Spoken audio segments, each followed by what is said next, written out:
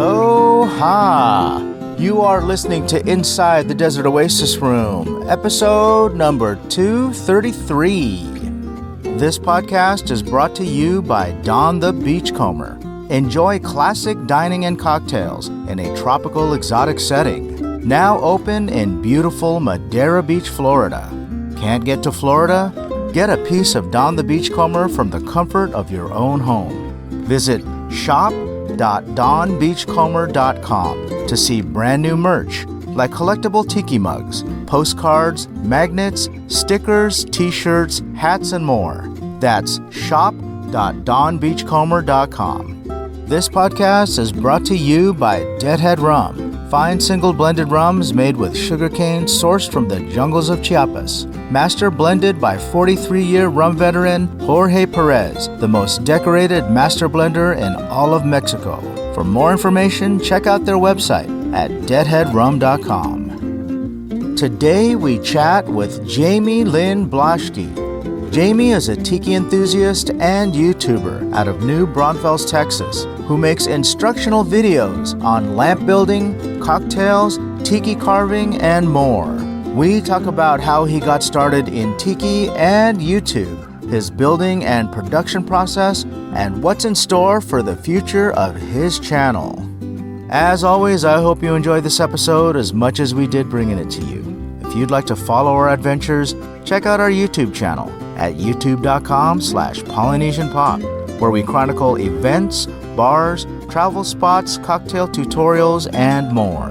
And if you enjoy this podcast, please consider becoming a patron at patreon.com/PolynesianPop, where membership grants you early access to podcasts and videos, front-of-the-line privileges to new merch releases, as well as exclusive content, meetups, and screen credits. Alrighty, let's get into this. Make yourself a cocktail and join us inside the Lagoon of Mystery. And give it up for my friend, Jayme Lynn Blaschke.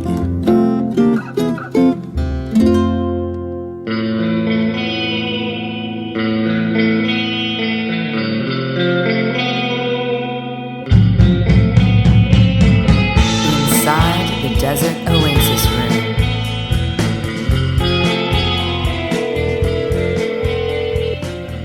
Hello. Jayme. Yes, Adrian. Adrian here. Aloha. Aloha back at you. How you doing? I am doing well. And yourself? I'm hanging in there for a Monday. Ain't that the truth? I'm recovering from a very busy weekend, but thank you for asking. How's life in Texas? It's suddenly very hot. Hit like 97 today, similar yesterday.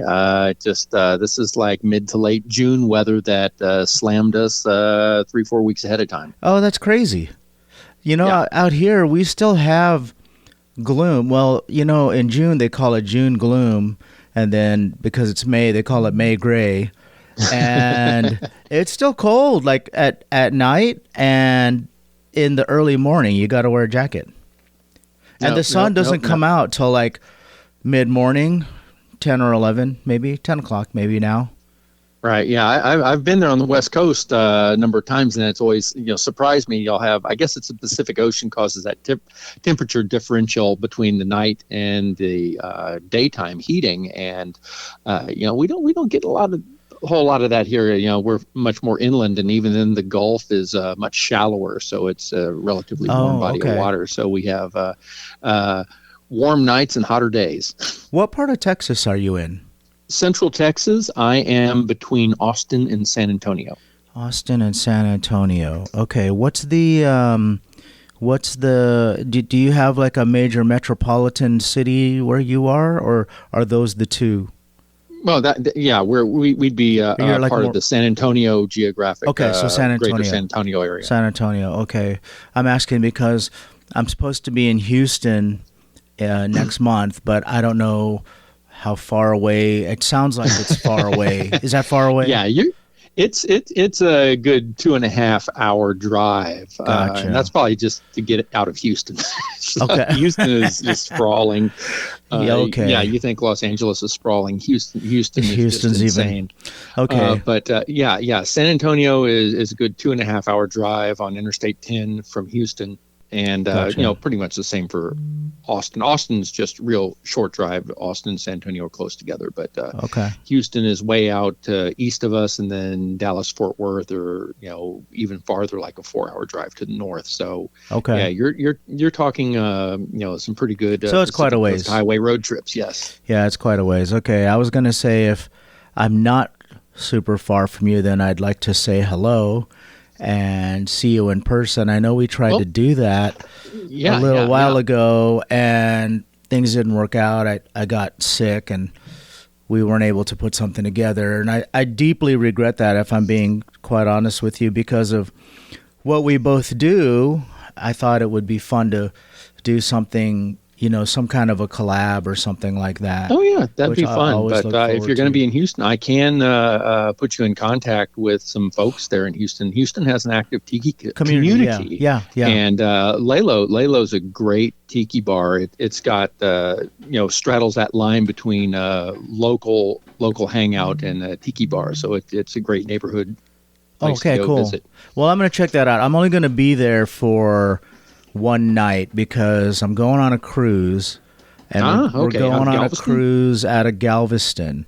And so I'm flying in the day before so that we're not going to, try to rush our way into the city before we get on the boat, Sure. so go out there the day before, and I'll have 24 hours before we leave for the cruise. So I figured Lalo would be enough, but I mean, now I kind of feel like I should have come out maybe even an extra day just to meet people and see some home bars and all that kind of stuff, because I like doing that the most. I think I enjoy seeing home bars more than I enjoy seeing a commercial bar. Yeah. Because, And seeing the there are creativity some and serious stuff. collectors in Houston. They have Yeah. some really nice home bars they built out.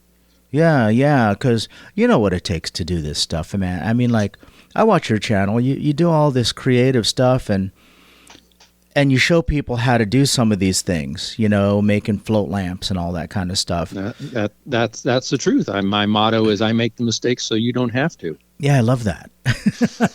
Let me ask you. Because believe me, I make the mistakes. Oh, yeah, so do I. Let me ask you this. When you come up with a video like that, let's just say, and you've come up with a lot of how-to videos. Mm-hmm. When you come up with one of those, how much prep do you do before you record the video? Like research, prepping tools and prepping parts and all that stuff. And then how long does it take you to do the whole process from recording to editing to everything from concept to finish? Oh my gosh, that is all of the above. It just the answer varies so wildly. I mean, my projects, for the most part, with my builds, those are just things that I come up with. Hey, it'll be pretty cool to do this. I see an opening in my tiki space and say, well, I need to do this to fill it. And so I start to tackle that. And I can't say how many times, not so much anymore, but in the past, I've started something and just like, oh crap, should have had the camera on. I know. I think that too. I should have. Okay, let's backtrack and start over and fill in the blanks. Yeah. So, almost everything in my home bar is built or designed by me. We aren't as fortunate here to have oceanic arts like you folks on the West Coast did for so many years with Bob and Leroy, which is I got to visit one time before they closed, and it was just an amazing experience. But I think about it, it's okay, this is what I'm going to do, and I'm not linear in the way I build things. I've got like 5 or 6 projects in various stages of decay. Oh, do you? Okay. It's just constantly. So I'll get something, I'll start working on it for a little bit, and then get distracted by something else. And so it might sit there for a few weeks or a few months before I get back to it. And I've got like 20 or maybe even more than that potential episodes stored on my computer Wow. for the future, because I mean, some of them, they only consist of, I've picked up the supplies for this project. I haven't actually started this project. Right. Or others are, I kind of started it and ran into, okay, well, how am I going to figure this out? And so I just set it aside and go on to something else.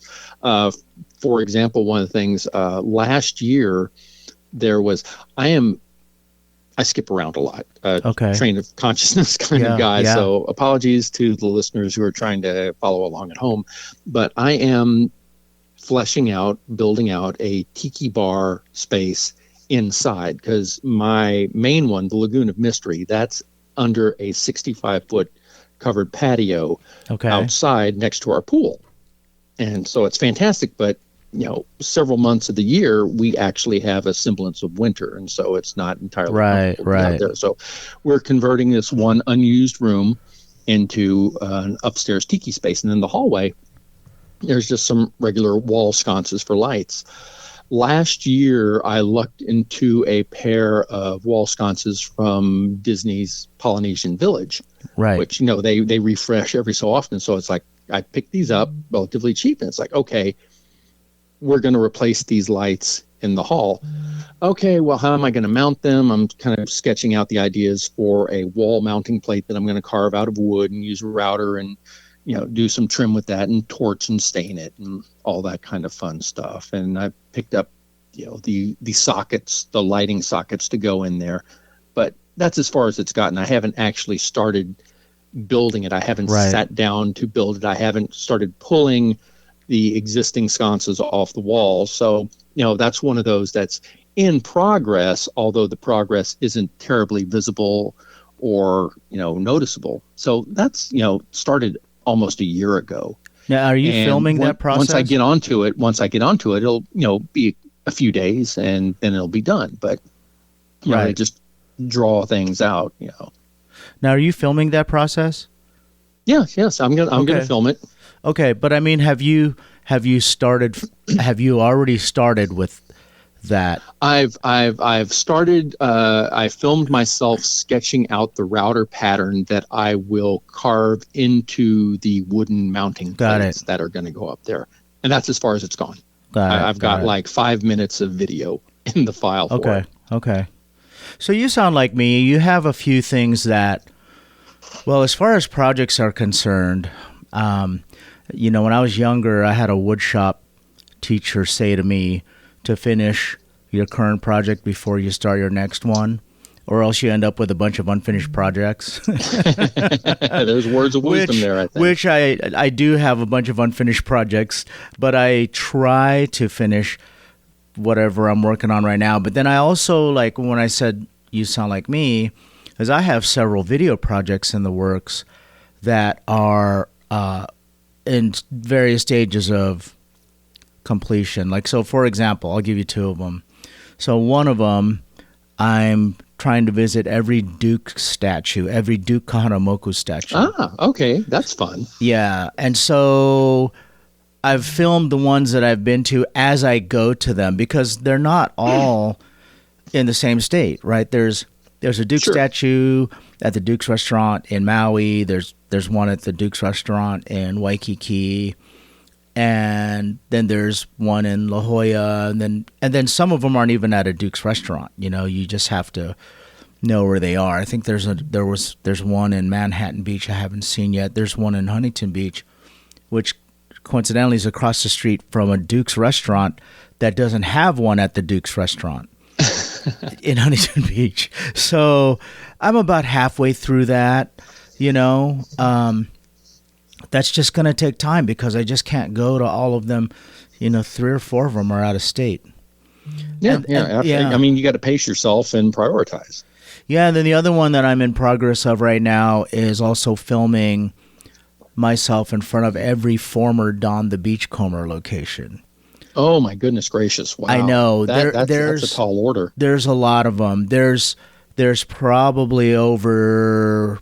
I think there's like somewhere close to 30. I don't know the exact number, but... Well, they're all former except for one.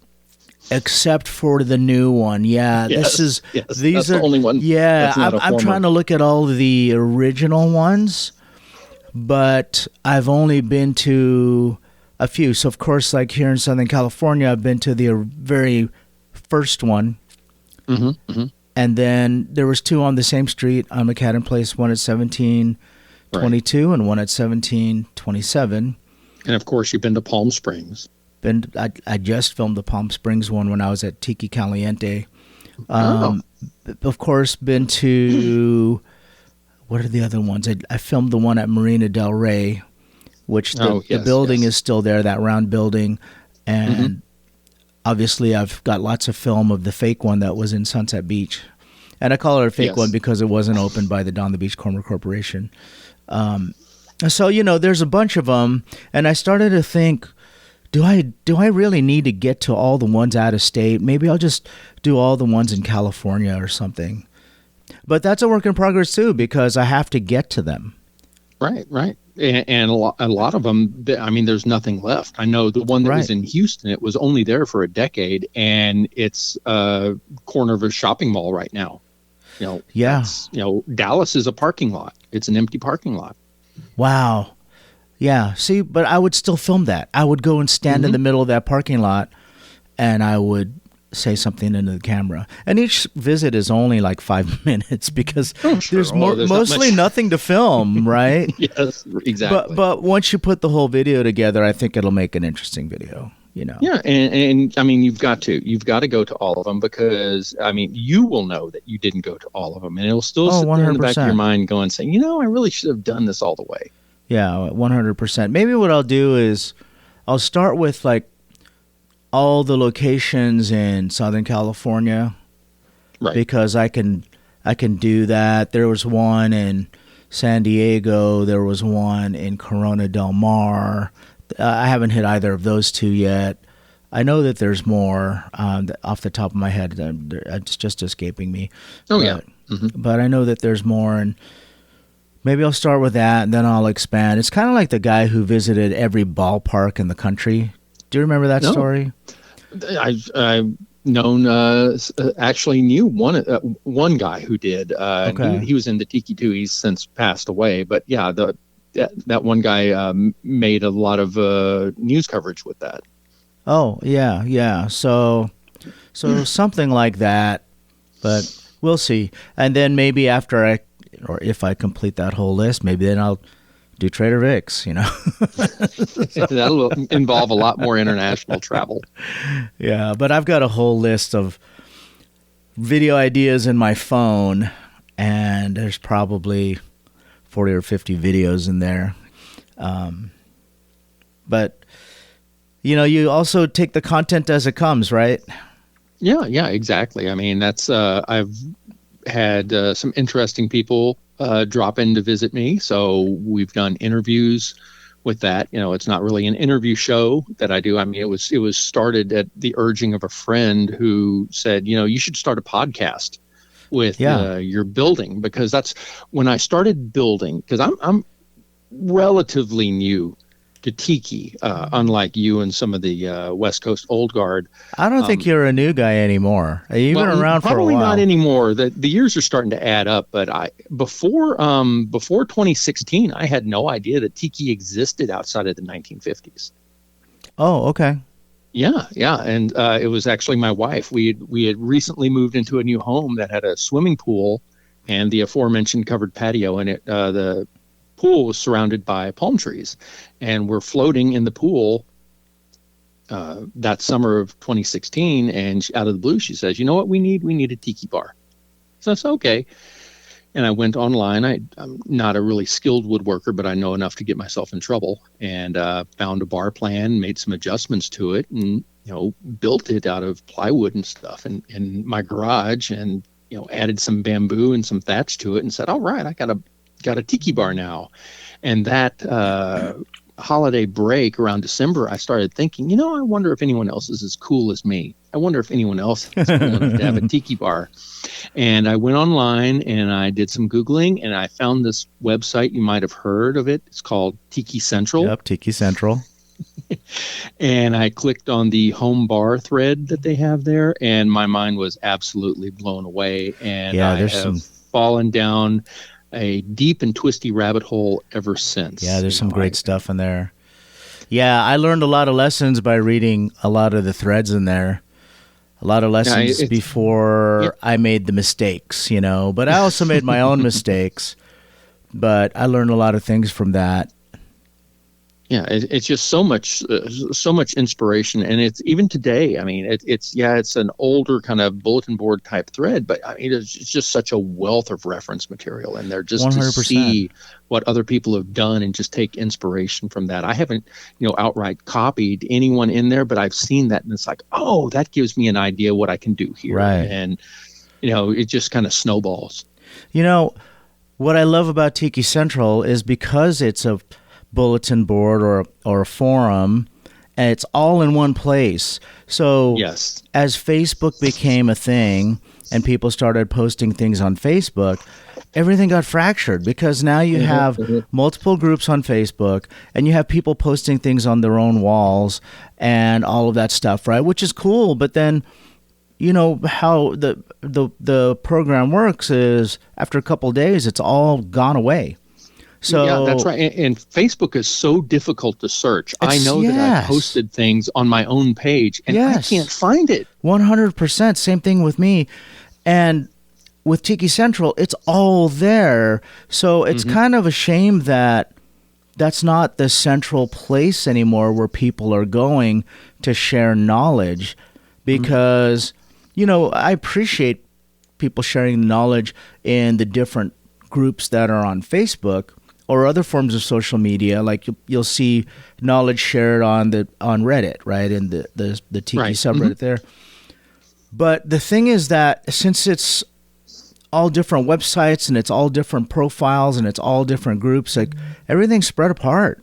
Where on Tiki Central, it was all in one place.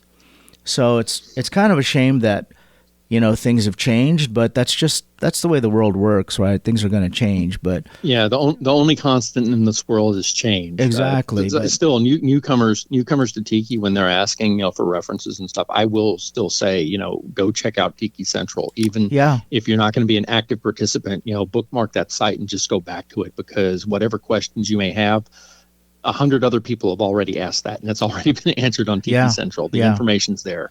Yeah, 100%. But yeah, it's a great place to find things, but a lot of the photos are gone because from the early days, you couldn't just load your photos into a post. You had to hot link them from another place that stored your photos, and people were storing them at Shutterfly, and then Shutterfly revamped their whole site, and all of those links became broken. So a lot of those old threads with all this information with what used to have great photos are empty in the regards to the photographic documentation, but there's still a lot of good information there. That can be frustrating. They're talking about how amazing something looks, and it's just like a 404 file not found. Yeah, I hate staring that. You at the face. I hate that. So why did you start making the YouTube videos? Was that to help other people, or was that just a place for you to document what you were doing, and so if you wanted a reference point, you could just go back to it? Yeah, well, a little of all of that, because from day one when I started building my Tiki Bar out, I started documenting it on a blog, the old school type thing. It's actually Blogger, and so I did a build along on there. But I had a friend from San Antonio who did a podcast called Marooned, a Texas Tiki podcast. Oh, yeah. I know that podcast. Events there. And he was, pushing me really hard for a number of years. It's like, you need to do a podcast about building out your home bar. And I thought, well, that'd be fun, but I'm thinking this is a visual medium. I mean, I can tell, okay, well, I'm torching the wood now. Now I'm taking the wire brush to it. And that would mean nothing to anyone. Who wants to listen to that? But then when the pandemic hit, when everyone else was out there setting up their sourdough starters, I thought, well, maybe I could do a YouTube video on this and see what happens, because I had done a short video torching bamboo, just showing how green bamboo has this really dramatic and instantaneous color change from green to tan. It's almost like pixelated, like you're watching a video game happening. Right, it's kind of weird right. and freaky if you've ever done that. And so I put that on Instagram, and it went viral. I got like 100,000 views in Oh, wow. a very short time. Yeah, absolutely. No additional followers, mind you. I know. They My never follower do. count did not increase at all, but everyone was watching my content. And I said, well, maybe there's people who would be interested in this kind of stuff. And so I started, that was actually my first episode of A Moment of Tiki, just, torching bamboo and showing how to do that. I like to think I've gotten better from that crude initial effort since then, and more entertaining. But are you talking about, and that's what it was. Are you talking about getting better and burning the bamboo, or getting better at making the videos?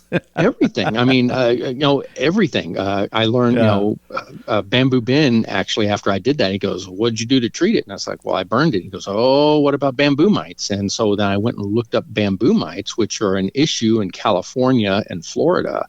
Fortunately, they don't seem to have made it to Texas yet. But after that, it's like, okay, well, start doing the borax treatment to make sure that, any insects in the bamboo are killed, and it also retards mold growth. But that was useful for me because I learned that the borax treatment is good for wood in general. So you mix up this combination of boric acid and boron, like 40 multein boric acid, and you get it in a liquid solution, and you spray down the lumber or the logs that you're going to be carving or cutting up or dealing with. Right. And it'll soak in and makes it unpalatable for insects or mold.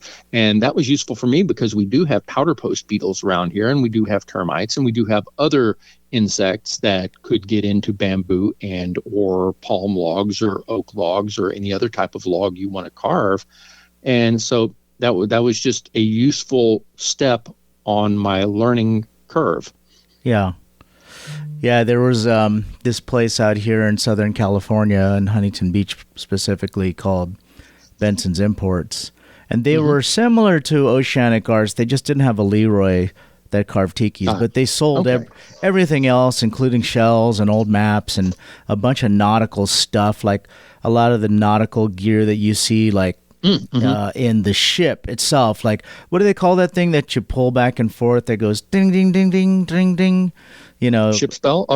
Yeah. Okay, I know what you're talking about. Yeah, it's like a throttle for how fast the ship will go, right? Anyway, exactly. They sold all this stuff, and they sold all these really great lamps, which were similar to the Orchids of Hawaii lamps. They were made in Mexico, though, and there were quite a few that I wanted to buy, and we brought them up to the counter. And as the guy's writing me up, he pauses and he says, "Wait a second," and he picks up the lamp and he starts looking at it real close. And he said, "This lamp has powder post beetles in it." And then he pointed out these pinholes in all the bamboo, right? And I said, "Oh, okay." And he's like, "I can't sell these to you." And here's the thing: they were like the last two. And I said, "Well, I'll just treat them myself. I'll take them home and treat them." And he's like, no. He's like, I can't let these go out the door because, I could come back and complain or whatever. And you know what the thing was, that liability at issue. Yeah, he looked at me and he said, "Look," he's like, "I don't know what you'll do to them or whatever." He's like, "But whether you're successful with it or not," he's like, "the last thing you want to do is bring this into your house." And I think about all the bamboo and rattan and all that's in the Desert Oasis room, and I thought, yeah, he's right. So then he took those things, walked out to the dumpster, which was like right outside the door, threw them in this empty dumpster. I could hear him go dung when they dropped into the bottom of the dumpster, and I thought to myself, shit, maybe I'll come by here after hours. Just it's tempting, isn't it? Yeah, and then pull them out of the dumpster, and I never did because I thought, like I'll go get them, I'll put them in a trash bag, and I'll put one of those fumigators in there and tie it all up. Right. But I never did it. I don't have regrets not getting it because 14 years later, the Desert Oasis room still stands. I don't have any bugs in here, so it was probably the right thing to not go do that. But yeah, it's tempting, and they can be a pest. I know that because of that, part of why Oceanic Arts closed down, as Bob said, he's like, it's just harder to get stuff in the country now because bamboo has to go through another level of fumigation now. They have to have another level of certification that they've been fumigated. So there's that big pain in the butt. And then apparently the people who make thatch and lahala matting, right, all of them were selling their properties because this stuff is coming from Philippines and Indonesia, and developers are offering them $3 million for the land, and they're like, yeah, I'll take the $3 million. Like, we're sitting here weaving lahala matting for pennies, Yes. And shoot, I would do the same thing.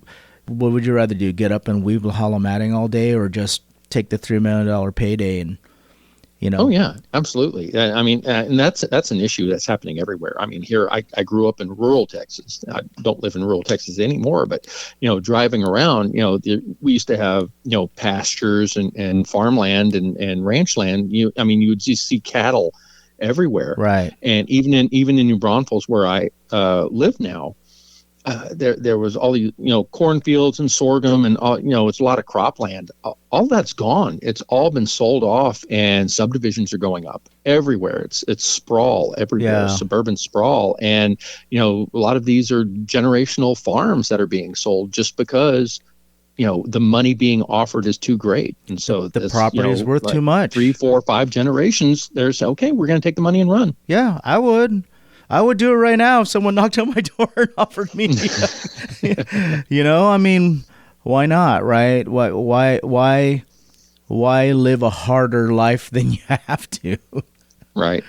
By the way, you don't sound like you're from Texas. Have you always been in Texas? You grew up there? I've lived in Texas all my life. Grew up here. I used to.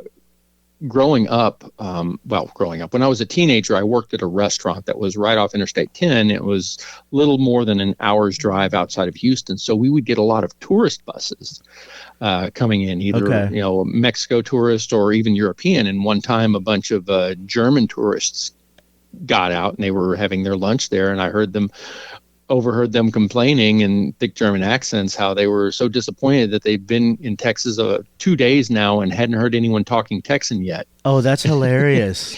So I said, well, now let me tell you what. And then you can turn it on then, right? just put on the drawl. But it's people get disappointed when they come to Texas and don't see everyone riding horses to work. And so is that? I guess else. Is that a stereotype? Am I being like? No, it's absolutely a stereotype. But I mean, it's not. People are amused by it. It's not like people are offended by it or anything like that. We have generations of John Wayne westerns and Clint Eastwood and everything else painting this picture of Texas. But I hate to break it to you, but Monument Valley is not in Texas. Yeah. All those John Ford westerns always used Monument Valley, and where is Monument Valley anyway? It's in Arizona. Okay, that's what I thought. Okay, so people actually think that's in Texas. Oh, yeah, because so many Hollywood movies used it as a convenient backdrop, and they want a quick catch-all for the Old West and gunfighters and shoot-em-outs and everything else. So it's like, okay, every Western is set in Texas, but we're either shooting in the California desert, or if we've got a really big budget, we'll go out to Arizona. Right. What's funny is John Wayne lived in Newport Beach. Oh yeah. Mm-hmm. So he was out here. He was a Californian, and out here in California, like everybody thinks that we're all surfers out here. And that well, you're a surfer. Oh, I am. I've listened to your episodes. You ever surf a turtle yet, man? I didn't. I have not. Believe it or not. Get off your butt. Okay, I'm calling you out right now, Adrian. Okay, you can call me out. Don't put off till tomorrow. When we get off this phone call, you're going to reach out to Turtle and say, "Hey, I want to take you up on that surfing lesson you were going to give me." Did you hear him say? So you obviously heard the episode when I said that was on my bucket list was to go surfing with Turtle. Did you hear him say, "Well, we could make that happen"? Yes, I did. He actually said we could make that happen. And for you to have not made this happen, the onus is on you, Adrian. I know it is on me. It is on me. I'll be honest with you. When he said that, like of course I got giddy inside, but my first reaction was I got really intimidated. Oh yeah. Oh, I mean, I thought like, oh, I can't go surf with Turtle now. He's gonna laugh at me. Yeah, but you got to not be your own worst enemy here. Yeah, okay? 100%. This is my dime store therapy session right here. 100%. It's if you have the opportunity to do something you really want, don't talk yourself out of it. You know what? I haven't talked to him in a couple years, and since the last time we talked, he's gotten married. But okay. Yeah, but I will have to send him a note. He's been on the podcast twice, and I've gone and seen him at a few of the reunion shows that they do when they do these North Shore cast reunions. Right.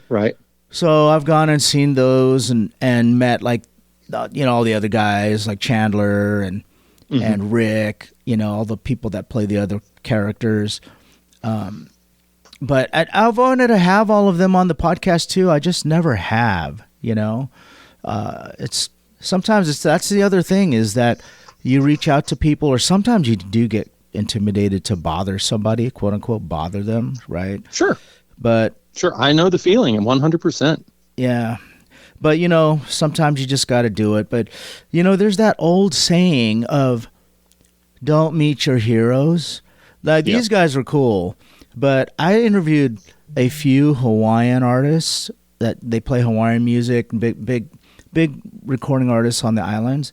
And I'll tell you, man, some of them think they're Michael Jackson. It's like, come on, man. Nobody knows who you are out here. But they just get so used to hearing accolades and people managing their time and people saying, no, you have to go through the publicist and blah, blah, blah, that it gets frustrating. So, oh, yeah, it can. But, again, you seem to have had pretty good luck meeting some of your quote unquote heroes, and they turn out to be fairly decent folks. So yeah, but sometimes that's count yourself lucky there. Oh yeah, I don't take any of it for granted, but I also don't get a lot of replies. I'll reach out to people and I don't get a lot of replies, but sure, that's the nature of what we do. Everybody's busy, and if they don't know who you are, even for us, right? If someone calls you on your cell phone, you don't recognize the number, you're not going to pick it up. Oh my gosh, I don't think I've answered my phone in a week. I've got like 200 voicemails that I need to delete because they all want to give me debt relief or refinance my house or anything. I mean, just the spam calls are insane. I keep getting voicemails for being pre-approved for some kind of personal loan. I get those too. $100,000 or something like that. And I thought, wow, if I took out a personal loan for $100,000, I could put myself in really big trouble really fast. So say we all. Yeah. So I'm not going to do that. So what is on your list for future episodes? I'm curious about that. Okay. Well, the episode I'm working on right this minute, which is going to go live the first Monday in June, is a video I put together at the Alamo Aloha Festival. San Antonio every year has like a 2-week fiesta. Okay. And it's basically, I mean, the city shuts down and it's a series of rolling parties. Each night has a different theme put on by a different group. It's kind of not entirely unlike Mardi Gras in New Orleans, not quite as wild, but, got a Southwest flair to it. Okay. And one of the weekends, it's a Saturday and Sunday, usually the first weekend of Fiesta is all the Polynesian groups in Central Texas, in San Antonio and stuff, they put together Alamo Aloha Festival, tying it in there. And it's 2 days. They have food trucks in there with various Polynesian vendors, bring in a lot of vendors where, artists, clothing, things. And they have a lot of performances, a lot of dance troupes come in, a lot of musicians, bands, and things like that. And that sounds great. Oh, it's a lot of fun, especially since this area isn't really known for the Polynesian culture. Okay, It's yeah. very very heavily southwestern flair. A lot of Latino and Hispanic and Tejano groups. So the fact that this is there it's unique, it's distinctive, and it's a heck of a lot of fun. My wife and I have gone for several years, and this year I reached out to them and said, "Hey, do y'all mind if I film a little bit?" They were incredibly welcoming. Oh, that's awesome. Thought it was cool that I was into tiki.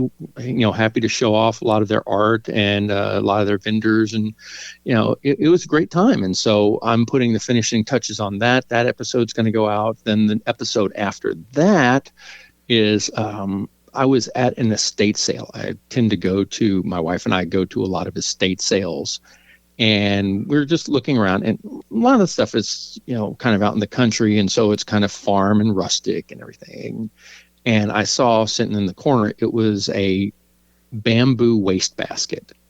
Almost looked like a fish trap. Okay. It's just woven together with little bamboo slats. And I said, that needs to be a lamp. Oh, yeah, And yeah. so I got it for like $8, and I thought, it's like, I wonder, because I've done a progression of lamp builds on A Moment of Tiki. I've drilled Right, out the fish right, floats, and right.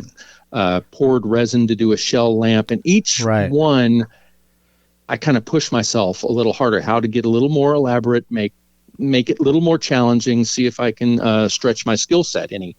This one, I said, I want to go the opposite direction. I want to see how simple and how inexpensively I can make a lamp that would pass well in a tiki space. Yeah. And so that's the next one. I just finished it a couple of days ago and hung it up.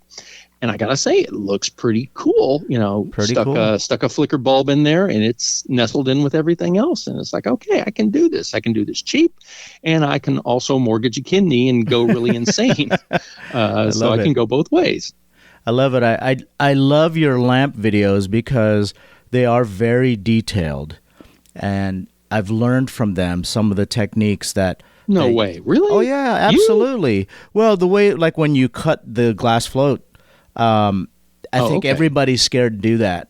So yeah, it's nerve wracking. It's absolutely nerve wracking. Yeah. I practiced on so many just empty beer bottles and wine bottles before I even dared to go close to the glass float to drill it out. Yeah, you make very good instructional videos. You go through every step and you assume that the person doesn't know anything. So they're very helpful. I think they're done very well.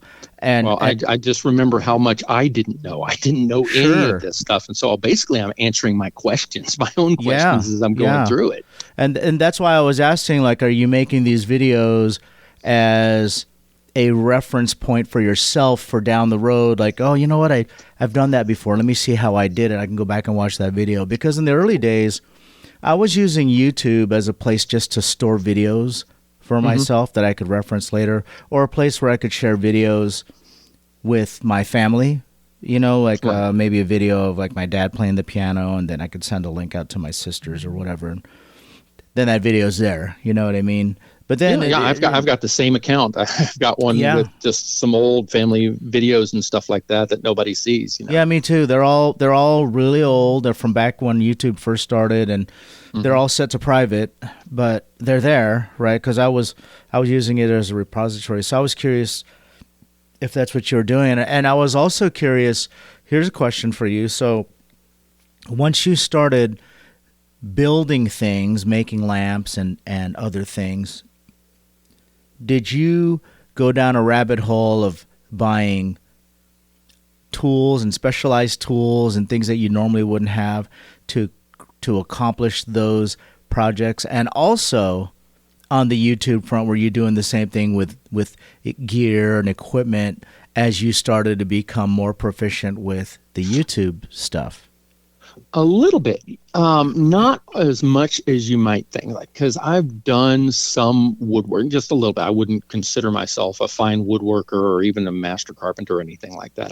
I've built things. I've built shelves and cabinets and stuff, and, nothing really elaborate. So I had, some of your basic wood tools. I had a table saw I inherited from my grandfather, and I had the drill and the jigsaw and a lot of these other things. With tools for making these things. I bought the glass drill set, the set of bits to drill through that. And I mean, that was a purchase that I never would have made had I not, I've got some glass fish floats here. Let me see if I can turn these into lights. So I bought that. I bought, I had an angle grinder, but I bought a number of bits and grinding wheels from Sabertooth and Kutzall that I use for shaping if I'm carving a tiki, because tikis are, a main part of having a home tiki bar. And I love the work some of these master carvers do. But, I got 2 kids in college. I can't, don't have the spare change around to be able to buy some of these great things. So I realized if I'm going to have any tikis in my tiki bar at this stage in my life, I'm going to have to make them myself. So I started teaching myself how to carve and using these different burrs. After a while, I said, well, okay, I'm using the angle grinder and I've got a couple of chisels and mouths, but what I really need to get is a die grinder so I can get a little more control over the detail in what I'm doing. And for any of your listeners who don't know what a die grinder is, think of a Dremel only on a lot of steroids. These things are huge. They were originally designed for cutting metal, but you put a sharp burr in them, and they are fantastic for carving wood. They take out a lot of wood, and they take out a lot of skin if you're not careful. Yeah, you absolutely have to be careful. You have to be very careful. Yes. It doesn't take very much in the way of close calls before you learn to really respect that. Got a chainsaw, a Makita battery-powered lithium chainsaw, just because if I'm going to be cutting wood, and I needed it for a few other things, but it's like, okay, if I'm going to be doing this, then I want to get a nice one that I can use, and I didn't really want to deal with gasoline, so with that, and that's proven to be. I've been not that this is, unless Makita wants to sponsor this episode. My die grinder's Makita, my chainsaw's Makita. I've been really impressed with the build quality. I have a trim router brand that I bought. I got a trim router that was Makita. There you go. So I got so tired because when I first started using trim routers, it was for some of the chair rails that I was trying to carve out for Lagoon of Mystery, and so I just went down to Harbor Freight and spent like $20 on one. I'm not going to use it for much. And it worked fine until it didn't. It lasted about 1 year. Yeah. And so it's okay, this burned out. I'll just go get another one. It's so cheap.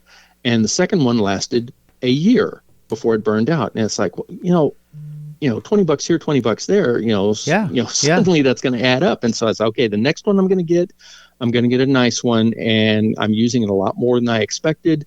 So I invested in Makita, and immediately, just the feel in my hands, it was so much, but such a big improvement. And it's like, okay, they're not all created equal. Okay. And I've had that for like 4 or 5 years now, and I just love it. See, there you go. I love it for doing detail. There's an old saying, it goes, buy nice or buy twice. Yeah, and exactly. There is a time and place for Harbor Freight. I mean, like if you're going to buy a hammer, you're going to buy zip ties, or you're going to buy other things that don't really require mechanical quality, Harbor Freight's the place for that. But then, you can get a cheap tool that maybe, and the mindset is okay if you don't think you're going to use it a lot. It's like, you know what? I'm not gonna buff my car, more than twice a year. So I'll get this orbital buffer for when I wax it. It'll be fine. But if you're using power tools all the time to carve tikis or for other things, right, other projects, then Makita or some of the other better brands, right, you want to go out there and spend a little bit of extra money. And like you said, instead of buying a new one every year, you have one that you've had for 5 years now, and it's been reliable, so. Yeah, absolutely. And I it's nothing is wrong with Harbor Freight as long as you go into the mindset that thinking this is disposable. And I still do. If I need something and it's okay, I can get this cheap at Harbor Freight and that's what I need. That's fine. I think I've gone through 4 palm sanders there. They're like $20, I know. It's so tempting. It's so tempting. Yeah. But I think a palm sander, I don't know. I figure like, it's $20. You know, I spent more for lunch the other day, and you know, like I'll run this thing until it burns out, and you know, I've gone through a few of them there, but another good potential source for relatively inexpensive tools is check out the pawn shops, because there's a lot of contractors. They use tools, power tools, for a certain amount of time, and they'll just trade them out. And a lot of them are, you know, clearly been rode hard and put up wet. But I've gotten some, you know, good deals of workhorse power tools from those locations. Okay. You got to shop around and know what you're looking for, but you know, at the same time, you know, you can often talk them down too a little bit. So I've never thought about that. The last thing I bought at a pawn shop, I bought an electric guitar, and I expect them to know what they have because of the shows you see on TV, right? Mm-hmm. But at this one, I feel like they didn't know what they had. So. A lot of times it's a volume game. They know in broad strokes, but not everything is Pawn Stars, and not everything is, you know, Antique Roadshow or anything like that. You know, they're going to pay as little as they can to get it, and then they're going to charge as much as they can to get rid of it. But the name of the game is turnover. They just want it to stay on the shelf the shortest amount of time as possible, because that's their income. They need cash flow. Yeah. They have to turn it over. It doesn't make them any money just sitting on the shelf. Mm-hmm. Yeah. Circling back to your original question, fortunately for me, I did not have to invest much in camera gear. My wife is a professional photographer, and when she went full time, basically I learned how to be a sidekick to her and do a second shooter for weddings and stuff. And so I had a couple of cameras myself, and fortunately, you know, what I had to do was get some sound pickup. You know, so I got a shotgun mic, and I also got a lavalier mic to use for the interviews and other stuff like that. And so that was, you know, back in 2020, spent maybe $200 on that. I didn't really go with the high end equipment, but you know, it served me well. So I was able to you know, start uploading videos pretty quickly. I initially thought that I was going to just do everything on my cell phone, because that's what you were hearing back in 2019, 2020, how just use your cell phone for everything like that. And the sound sucked, and my cell phone liked to decide what it was going to focus on. Sometimes it decide to focus on 5 or 6 different things in the same shot. You know, so it change here, change here, change here. I mean, I got motion sickness watching some of those videos. So it's like, you know, the cell phone ain't going to work. It ain't going to cut it. I'm going to have to step it up a little bit. So camera, DSLR on a tripod. That's what I use for pretty much everything I do. That's awesome. Well, 2019, I don't think cell phone technology was there yet, even though back then everybody kept saying, just use your cell phone. But you could tell if someone was using their cell phone. But these days, I think the technology has caught up to a lot of the higher end stuff, or I shouldn't say higher end stuff, but a lot of the high end stuff, because you know, there's people making movies on their cell phones. You know, there's people making movies on an iPhone. You can shoot 4K. It's improved dramatically, and I've actually used some cell phone video footage that I've taken. You know, just on the spur of the moment. It's like, okay, I need to get this. I don't have my camera with me. Just pull out my cell phone. You know, flip it around, and here we go. Yeah. I'm using my cell phone 90% of the time when I'm walking around doing vlogs, because if you walk around with a camera on a stick, a lot of people will not let you in.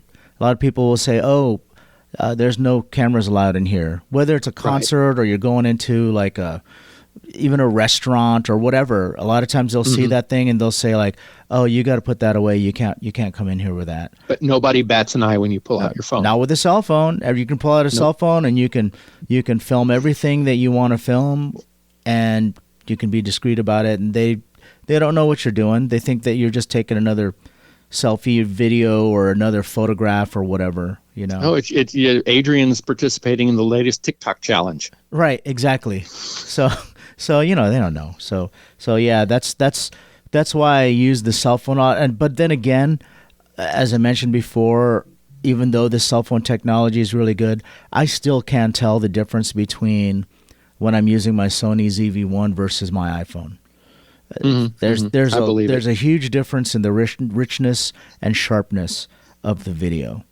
Yeah, So, especially when you're mixing on your desktop or something. You know, it's. I mean, you can see that. It's. One is at a different scale and everything, but when you render everything down and submit it to export, a lot of those differences get smoothed out. Yeah, 100%. If you're going to do a 4K video, then that's gonna show up. But most of what you and I do aren't 4K resolution. Right. Yeah, I don't shoot in 4K because I read somewhere that the human eye can't really discern the difference between 1080p and 4K. Yeah. So especially when most people are watching your videos through their cell phone.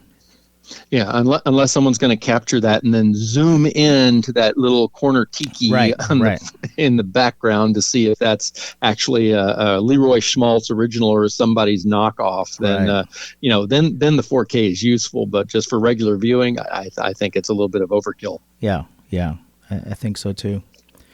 Well, we're coming up on the hour, so I want to be respectful of your time. Before we wrap up, Yes, sir. Can we have you tell everybody where they can find you on YouTube so they can check out your channel? And also, if you want to share any social media stuff, let's let everybody know where they can find you. Okay. I am on Instagram and YouTube at Lagoon of Mystery. That is my home tiki bar, and so that is the ever so clever name that I chose to represent myself on the interwebs here as far as tiki content goes. Awesome. Now, what's the new Inside Bar going to be called? Inside Bar, I haven't officially announced it, so I guess you can consider this a scoop. Okay. The absolute best tiki bars are named after a groan-inducing pun. So Okay. I've kind of decided that the upstairs bar is going to be known as the Island of Misfit Buoys. Oh, I love it. I love it. It's gonna have a little bit of a mid-century Rankin Bass feel to it, I think. Oh, Rankin Bass. Mid-century Rankin Bass. Oh, that's great. I love that. Well, that's awesome. Well, thank you, Jayme, for taking the time to sit down and talk with us.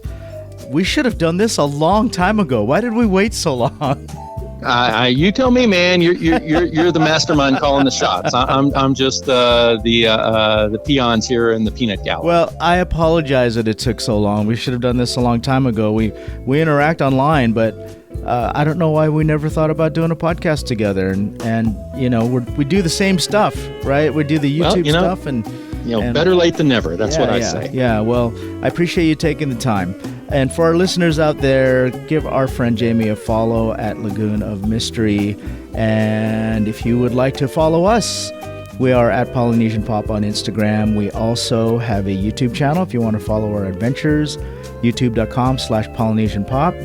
And you can find our archive on our website, desertoasisroom.com. All right, so we will catch you guys on the next episode. Until then, cheers and aloha. Aloha.